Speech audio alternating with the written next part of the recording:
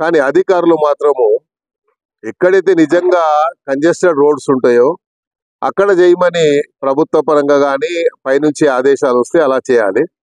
కాకపోతే వాళ్ళకు వీళ్ళు ఎక్కడ అనిపిస్తే అక్కడ మాత్రం అడ్డగోలుగా చేస్తున్నారు అనేది నా అభిప్రాయం. అందుకనే నేను ముఖ్యమంత్రి గారి దృష్టికి తీసుకెళ్తాను.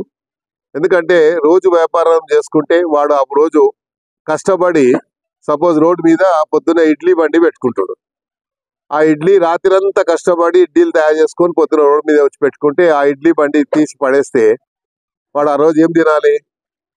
ఒక ఇన్సిడెంట్ జరిగింది. ముఖ్యమంత్రి గారు మొట్టమొదటిగా సీఎం అయినప్పుడు మాదాపూర్లో ఏదో క్యాంటీన్ ఉండే లేడీది, ఏం పేరు, కుమారి ఆంటీది కూడా ఇట్లాగే చేస్తే ముఖ్యమంత్రి గారు ఏం చెప్పారు?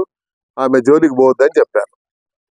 సో అలాగే ఇక్కడ కూడా ఎవరి దగ్గరికి జోలికి పోవద్దని మేము చెప్తున్నాం. ఎందుకంటే వాళ్ళు రోజు వ్యాపారం చేసుకునే వాళ్ళు. ఒకవేళ అలా పాలసీ కింద తీసుకుంటే సిటీ మొత్తంలో అయితే మీరు ముందు ఓల్డ్ సిటీ నుంచి మొదలు పెట్టండి. ఓల్డ్ సిటీలో ఎక్కడెక్కడ ఉన్నాయి అలా మీరు చేయండి.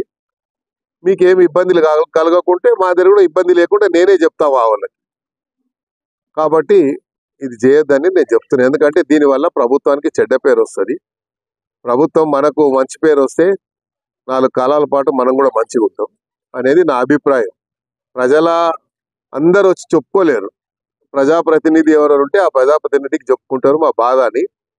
కాబట్టి రోజు మరి మాకైతే నిద్ర పడతలేదు. రోజు ఎక్కడో ఈ రోజు ఇక్కడ గుల కొడతారంట, రేపు అక్కడ